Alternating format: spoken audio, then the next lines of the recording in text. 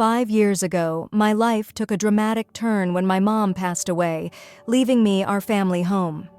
It's a cozy 3-bedroom house nestled in a decent neighborhood, and honestly, it's been my sanctuary ever since I moved back in. Along with the house, I inherited a chunk of cash, which was a godsend. No mortgage looming over my head, and I even managed to do some renovations, making the place truly feel like my own. It's more than just bricks and mortar, you know? It's the house I grew up in, filled with memories, good and bad. I wish I could say that everything was smooth sailing after that, but life, as it often does, threw me a curveball in the form of my half-brother, Blake. We share the same dad, but that's about where the similarities end. Blake's the type who can't hold down a job, always has some excuse for why things went south, and his dating life? Let's just say he goes through girlfriends like I go through socks. Our dad passed away a couple of years before Mom, and Blake used that as an excuse to let his life spiral even further. He'd call me up every now and then, spinning some sob story about how the world was against him. I always tried to be supportive because, well, he's family. Blood is thicker than water, right? Or so they say. Things took a nosedive about 1.5 years ago when Blake got evicted from his apartment for not paying rent. He called me, panicked, saying he had nowhere to go and needed help. I was hesitant, I'll admit. I knew Blake had a knack for taking advantage of people, especially me. But then he hit me with the guilt trip. "You're all I've got left. If Mom were still here, she'd want you to help me." That one stung. He wasn't wrong. Mom always tried to keep us close, even when Blake was being a complete screw-up. So against my better judgment, I caved. Told him he could crash at my place for a while just until he got back on his feet. Yeah, big mistake. Huge. Blake showed up with a couple of bags, plopped himself down on the couch, and basically made himself at home. At first, it wasn't too bad. He was on his best behavior, probably because he didn't want to get kicked out. He even helped out around the house a bit, which honestly shocked me. But as the weeks turned into months, the cracks started to show. Blake's temporary stay morphed into a permanent fixture. He wasn't paying rent, wasn't contributing to bills, and wasn't even trying to find a job. Every time I brought it up, he had some excuse ready. The job market's tough. Or, I just need some time to get my head straight. Meanwhile, he was spending his days glued to the TV, playing video games, or hanging out with his buddies. I should have kicked him out then and there. I knew it in my gut, but I didn't. I kept telling myself he'd eventually get his act together. Plus, the guilt gnawed at me. How could I throw my own brother out on the street? Even if he was a lazy, entitled... Well, you get the picture.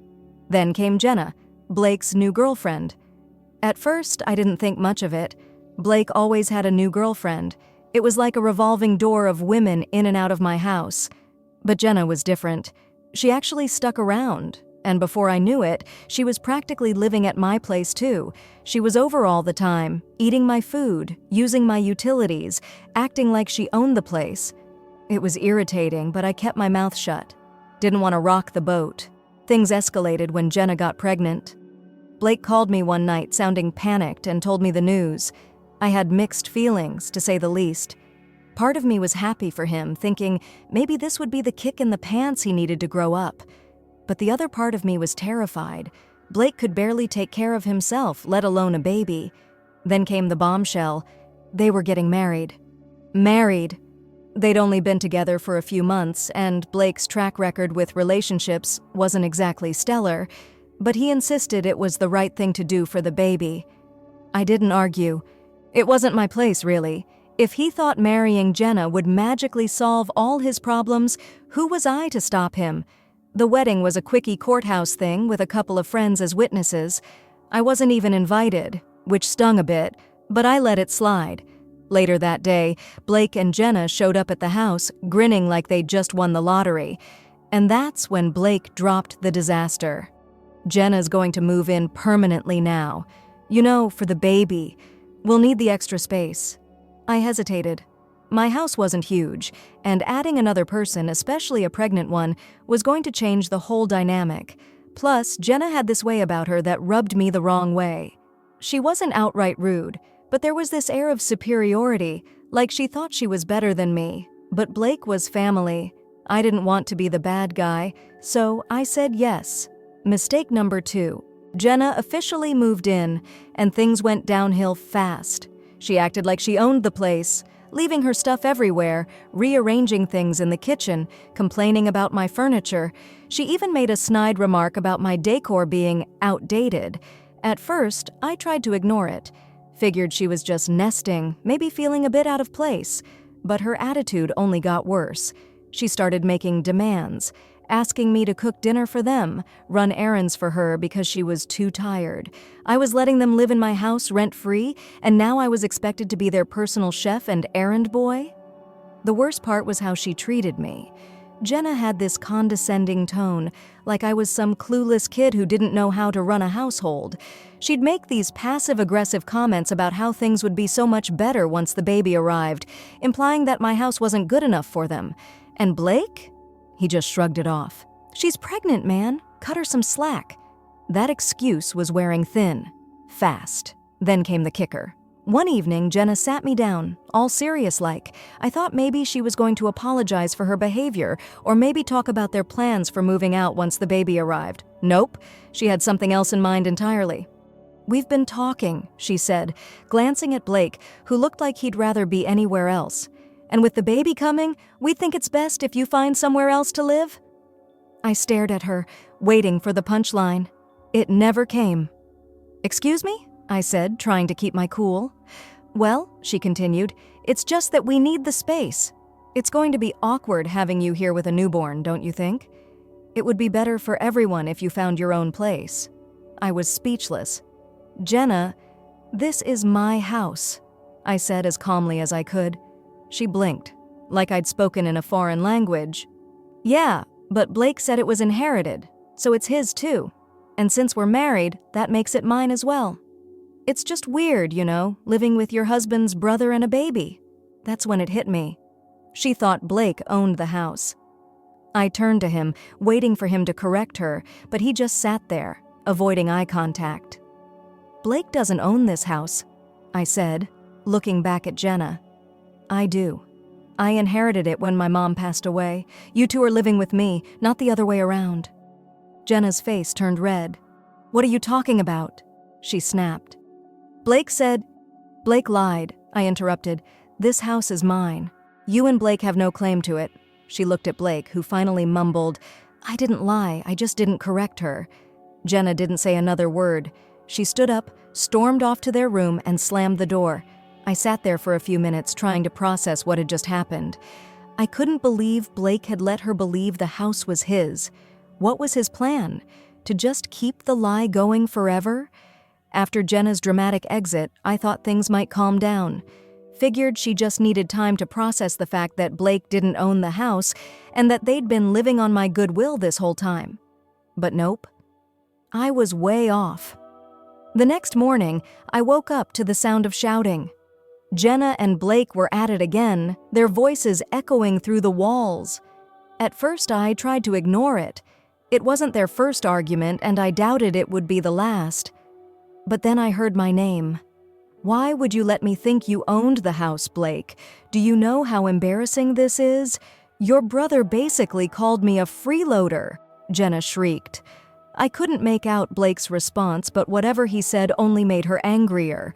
She stormed out of their room, slamming the door behind her, and nearly ran into me in the hallway. "Good morning," I said awkwardly, trying to defuse the tension. Jenna glared at me. "You didn't have to humiliate me like that. You could have just gone along with it." I was floored. "Humiliate you? Jenna, this is my house. Did you seriously think you had the right to kick me out of my own home?" "Well, Blake made it sound like the house was his," she snapped. "How was I supposed to know?" I took a deep breath, trying to stay calm. "Look, I'm sorry this came as a shock, but the fact is Blake doesn't own this house. I do. And I'm not going to let anyone, family or not, tell me I need to leave my own home." She didn't respond, just muttered something under her breath and went into the kitchen. I could hear her slamming cabinets as she made breakfast, and I figured it was better to give her some space. But the drama didn't stop there. Later that evening, Blake came to talk to me. He was clearly uncomfortable, shifting his weight from one foot to the other like a kid about to confess to breaking a window. "Hey man," he started. "We need to talk about what happened." I crossed my arms and leaned against the doorframe. "Go ahead." "So Jenna's pretty upset," he said, scratching the back of his neck. "I think maybe you could have handled things differently." "Handled things differently?" "Blake, are you serious? She tried to kick me out of my own house." "Yeah, but you didn't have to tell her like that," he argued. "You could have just let her think what? That you own this place? That she has some kind of claim to it?" "No, Blake. I'm not going to lie to protect your ego. This is my house and you both need to respect that." Blake looked annoyed, but didn't say anything else. Instead, he just walked away, muttering something about how I was making things harder than they needed to be. That night, Jenna packed a bag and left to stay with her mom. She didn't say goodbye, didn't explain, just walked out the door. Blake didn't go after her, but I could tell he was pissed. He spent the rest of the evening sulking in the living room, flipping through channels on the TV without actually watching anything. The next day, things got even worse. Blake was clearly still stewing about the whole situation, and he wasn't shy about letting me know it. "This is all your fault, you know," he said as I walked into the kitchen for breakfast. I raised an eyebrow. "My fault? How is this my fault, Blake?" "If you'd just gone along with it, none of this would have happened. Jenna wouldn't have left and things would have been fine." I couldn't believe what I was hearing. "Blake, you let your wife think you owned this house. You lied to her, and now you're mad at me for telling her the truth? That's on you, not me." Blake rolled his eyes. "You're so selfish, man. You don't care about anyone but yourself." That was the last straw. "Selfish? I've let you live here rent-free for over a year, Blake. I've covered your bills, put up with your crap, and now you're calling me selfish? You're unbelievable." He didn't have a response to that, just grabbed his coffee and went back to sulking. I thought maybe the fight with Jenna would be the wake-up call Blake needed, but instead he doubled down. A couple of days later, he came to me with a new argument. "I've been living here for over a year," he said, crossing his arms like he was about to lay down the law. "That gives me some rights, you know." I stared at him, trying to process what he was saying. "Rights? Blake, what are you talking about?" "Legally, you can't just kick me out," he said smugly. "I've been here long enough that I'm considered a tenant, even if I'm not paying rent. You can't make me leave." I couldn't believe the audacity. "So let me get this straight. You've been freeloading in my house for over a year, and now you think you have the right to stay against my will?" He shrugged. "I'm just saying, you might want to think twice before trying to throw me out." That was the moment I realized just how far gone Blake was. He wasn't going to leave on his own, and he clearly didn't appreciate everything I'd done for him. If he wanted to play this game, fine. I'd play it too, but on my terms. After Blake's little "I have rights" speech, I realized this wasn't going to resolve itself peacefully. He was digging his heels in, and I was done letting him walk all over me. I started researching tenant laws and found out that he was technically right. Since he'd been living there for over a year, I couldn't just tell him to leave. I had to go through the proper legal channels to evict him. It felt ridiculous. This was my house, the home I grew up in, and now I had to jump through hoops just to get my freeloading half-brother out. But if that's what it took, so be it. I sat Blake down the next day to try one last time to resolve things without involving lawyers and courts. "Blake," I said, "this isn't working anymore. You need to move out. I'll give you some time to figure things out, but I can't keep letting you live here rent-free. You're about to have a baby. You need to get your act together." He just laughed. "Where am I supposed to go? I don't have the money for a new place, and Jenna's not going to let me stay with her mom forever. You're my brother, you're supposed to help me." "I've been helping you for over a year," I shot back. "I gave you a place to stay when you had nowhere else to go, but instead of using that time to get back on your feet, you've been taking advantage of me. I can't do it anymore." Blake rolled his eyes. "Whatever, man. You can't kick me out anyway. I've got rights, remember?" I could feel my blood boiling, but I kept my cool. "Fine. If that's how you want to play it, I'll go through the legal process, but one way or another, you're leaving." That evening, I filed the paperwork to start the eviction process. It felt weird evicting my own brother, but he'd left me no choice.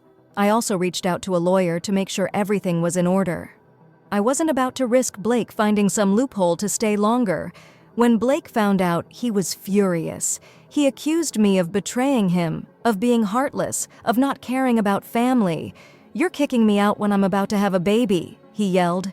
What kind of person does that? I didn't take the bait. What kind of person takes advantage of their brother's kindness and then tries to claim they have the right to stay in his house without paying a dime? I shot back. The next couple of weeks were hell. Blake alternated between guilt-tripping me and outright hostility. One minute he'd be apologizing and saying he'd try harder, and the next he'd be yelling about how I was ruining his life. I stuck to my guns, though. I wasn't going to let him manipulate me anymore. The turning point came when Jenna showed up one evening. She'd been staying at her mom's since the fight, but now she was back, and she wasn't happy. "Do you know what you're doing to my family?" she snapped as soon as she walked in. "Blake's stressed out, I'm stressed out, and this is the last thing we need with a baby on the way. Can't you just let us stay until we figure something out?" I took a deep breath. "Jenna, I understand this is a tough situation, but I've been more than patient. I've given you both plenty of time to get your lives together, and instead of doing that, you've both been taking advantage of me. I can't keep supporting you at my own expense." "Taking advantage of you?" she scoffed. "We're family. That's what family does. They help each other." "Family doesn't lie and act entitled to something that isn't theirs," I said firmly. "This is my house, and I've made my decision. You have 2 weeks to figure things out." Jenna didn't have a response to that. She just shook her head, grabbed some of her stuff, and left again. Blake, of course, was furious when he found out about the 2-week notice. "You're really doing this?" he yelled. "You're really throwing me and my pregnant wife out on the street?" "You had over a year to get your life together, Blake," I said. "This isn't my fault, it's yours. You made bad choices and now you're dealing with the consequences." He stormed off, slamming the door behind him, and spent the rest of the night sulking in his room. Over the next few days, Blake tried everything to get me to change my mind. He called up relatives to guilt-trip me, saying I was abandoning him in his time of need. He even had a couple of friends reach out to me telling me I was being unfair, but I stood firm. I'd been more than fair to Blake, and it was time for him to grow up. After weeks of back and forth, guilt trips, and arguments, I finally reached the end of my rope. Blake had made it clear that he wasn't planning on leaving willingly, and I wasn't about to let him bully me into backing down. So I did what I had to do. I handed him a formal legal eviction notice. It wasn't an easy decision. Evicting your own brother feels wrong on so many levels, but Blake had forced my hand. I explained to him that, legally, he had 2 weeks to vacate the premises. If he didn't, I'd have to escalate things to the courts, and that was something I really didn't want to do. When I handed him the notice, he laughed. "You're seriously doing this? You're kicking out your own brother?" "Yes, Blake," I said firmly. "I've given you plenty of chances to turn things around, and you've done nothing but take advantage of me. This is my home, and I've worked hard to take care of it. You can't just waltz in here, claim you have rights, and expect me to roll over." He crumpled up the paper and threw it on the floor. "You're unbelievable! Do you even care about family? About my baby? What am I supposed to do now?" I picked up the paper and handed it back to him. "Figure it out, Blake. You're about to be a father. It's time to start acting like one." The next 2 weeks were tense. Blake spent most of his time sulking in his room or complaining loudly to anyone who would listen. He even tried to bring Jenna back into the house, but I shut that down immediately. "She's not moving back in, Blake. You both need to focus on finding a place of your own." Of course, he tried every trick in the book to delay the inevitable. He called relatives to badmouth me, saying I was throwing him and his pregnant wife out onto the streets. A few of them reached out trying to guilt-trip me into letting him stay. "He's your brother," one of my aunts said. "You can't just abandon him like this." I calmly explained the situation, how Blake had been living rent-free for over a year, how he'd lied to Jenna about owning the house, and how he'd refused to take responsibility for his life. "I've done more than enough for him," I told her. "At some point, you have to draw the line." The funny thing was, most of the family didn't even offer to take him in. They were quick to criticize me, but not so quick to step up and help. Typical. As the deadline approached, Blake got more desperate. He started making promises he couldn't keep. "Just give me a little more time," he begged. I'll start paying rent. I'll get a job. I'll do whatever you want, man." I shook my head. "You've been saying that for over a year, Blake. I'm done waiting. The notice stands. You have until the end of the week to leave." When the last day arrived, I honestly wasn't sure if he'd actually go. Part of me expected him to dig his heels in and force me to take him to court, but to my surprise, he started packing. It wasn't exactly graceful. He threw his stuff into garbage bags and muttered curses under his breath the whole time, but at least he was leaving. By the evening, Blake was gone.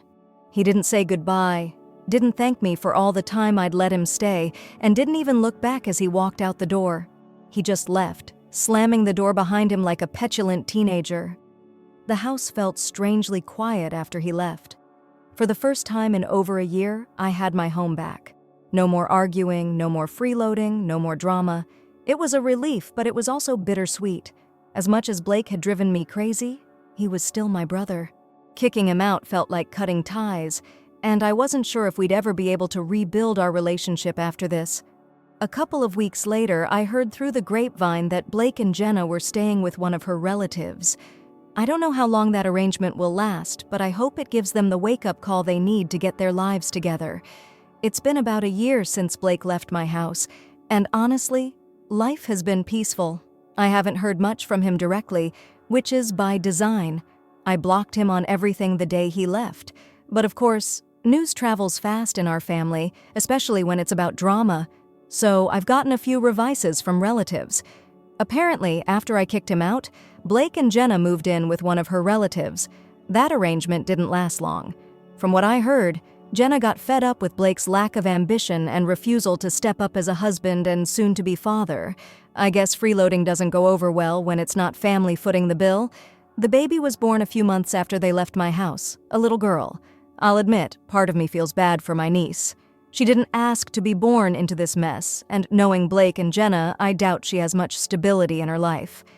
Anyway, the big drama came when Jenna filed for divorce. Turns out, Blake didn't magically turn into a responsible adult once the baby arrived. Shocking, I know. He couldn't hold down a job, barely helped with the baby, and was still blaming everyone else for his problems. Jenna finally had enough and kicked him out. From what I've been told, she's staying with her mom and focusing on raising their daughter, while Blake is couch hopping again. I heard he tried to move back in with one of his old girlfriends, but that didn't last long either. A few months ago, Blake tried reaching out to me. I got a message request on one of my social media accounts. He must have made a new profile after I blocked his old one.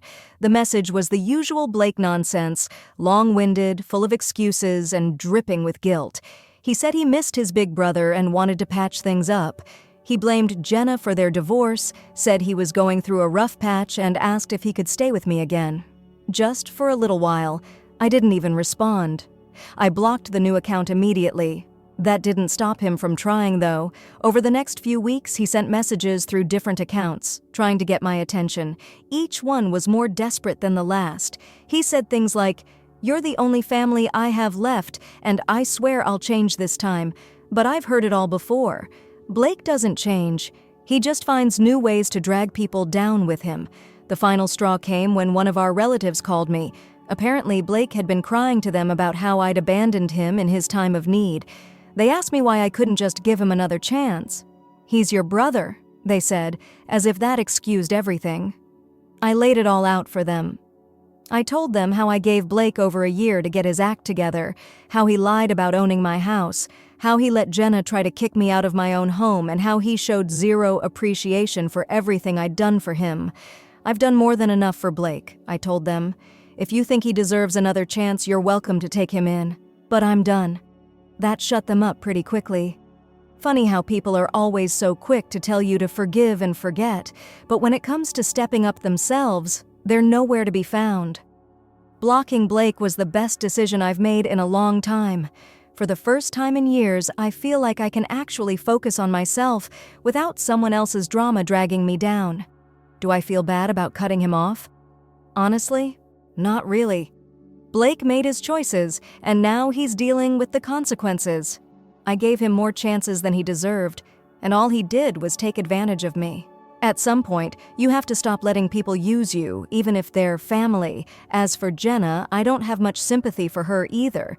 She wasn't exactly a saint while she was living in my house, and she made her fair share of entitled demands. But at least she had the sense to leave Blake when it became clear he wasn't going to change. I hope, for my niece's sake, that Jenna gets her life together and gives that little girl the stability she deserves. So that's the refresh. Blake is still Blake. Clueless, directionless, and blaming everyone else for his problems.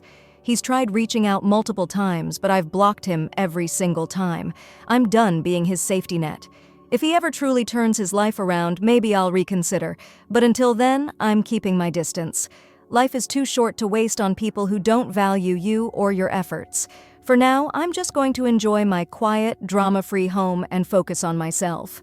After everything I've been through, I think I've earned it.